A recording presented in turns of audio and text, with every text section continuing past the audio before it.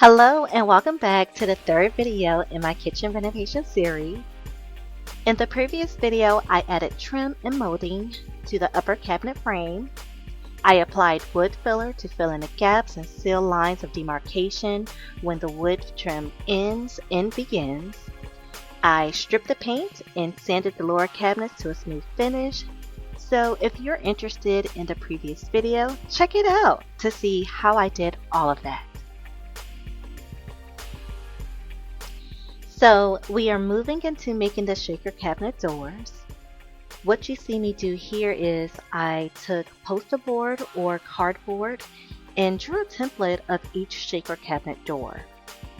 Now, you're probably thinking to yourself, why make a template?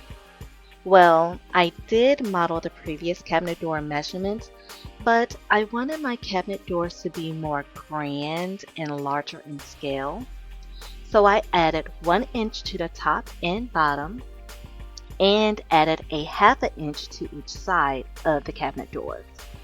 So each cabinet door had a total of 2 inches added vertically and 1 inch added horizontally. And creating a template for each door allowed me to make sure that the added inches fit the space and the cabinet doors doesn't close on top of each other.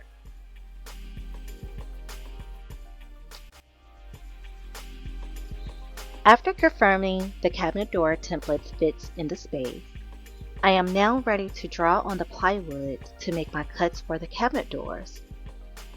I am simply tracing the template of each cabinet door to make my cuts. I also labeled each cabinet door so I know which cabinet door goes to each cabinet. For example, cabinet 1 doors will be labeled as cab 1 left and cab 1 right.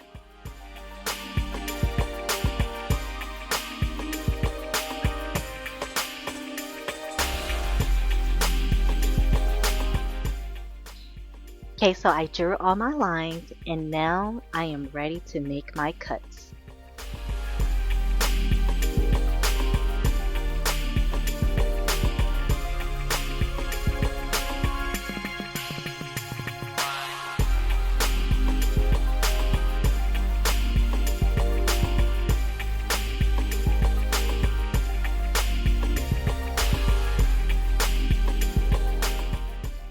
Okay, so I don't have an actual workstation. My backyard is a makeshift workstation. I am using a table saw to help break down these plywood pieces for the cabinet doors. And using this table saw just came in clutch because breaking down a large plywood piece is very difficult just using a hand jigsaw. So using a table saw streamlined that process for me. I also want to give a quick shout out to my neighbors Drew and Shy. They allowed me to borrow their table saw, so thank you guys.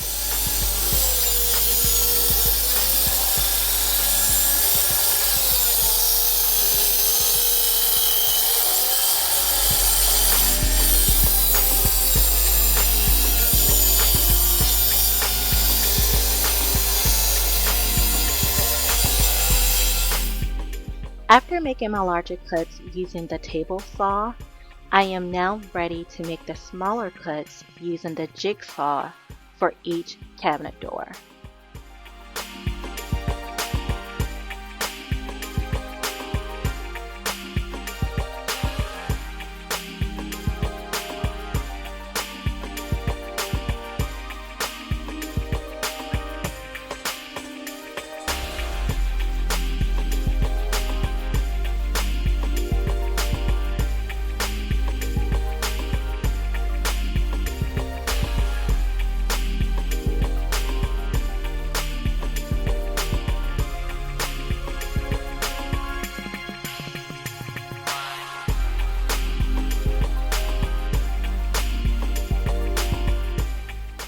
Now it's time to assemble the shaker style cabinet door.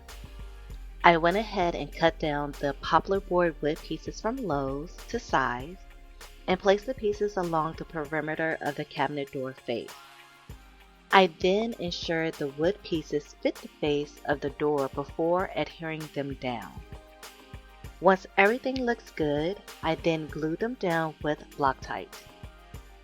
I also reinforce each wood pieces with a few nails using the nail gun.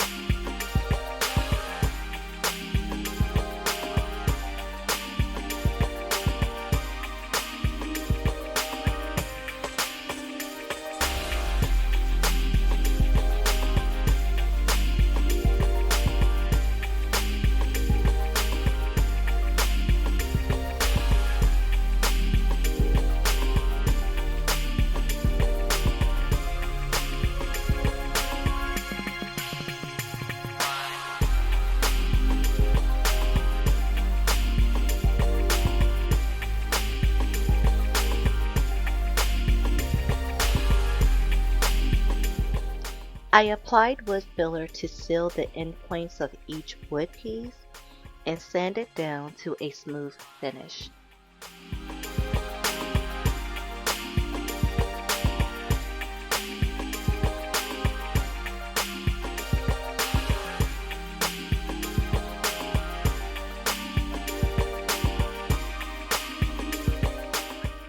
I went ahead and painted the face of the cabinet using a combination of a paintbrush and a foam roller. Once the face of the cabinet doors dried, I flipped them over and raised them from the floor using styrofoam cups. I will then paint the back and sides of the door that you see here using a foam roller. On the face and back and side of the cabinet doors, I painted about 3 coats of paint. The paint that I use is from Lowe's, and I use this cabinet paint throughout the entire project. This is the hinge that I use to install on each of the cabinet doors.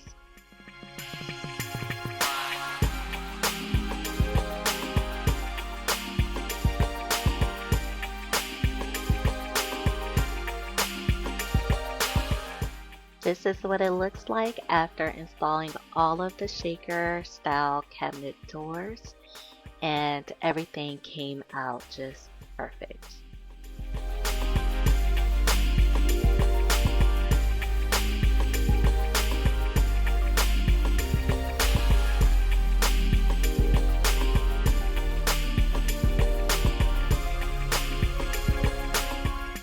Well, that concludes the 3rd video of my kitchen renovation series. If you have any questions, please leave them down below. I'll be happy to answer your questions. And as always, thank you for watching, and I will see you in my next video.